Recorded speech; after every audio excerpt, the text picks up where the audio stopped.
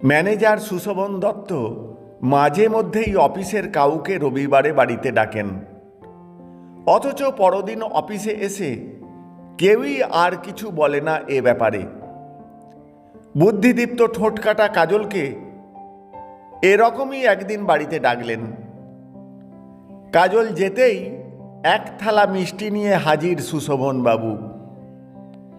তারপরই দেখে সুশোভনবাবু একটা হারমোনিয়াম নিয়ে ঘরে ঢুকলেন। গান শুরু হলো। কাজলের মিষ্টি খাওয়া শেষ। একের পর এক গান চলছে। কাজল উঠতেও পারছে না, যেহেতু সবে এক থালা মিষ্টি খেয়েছে।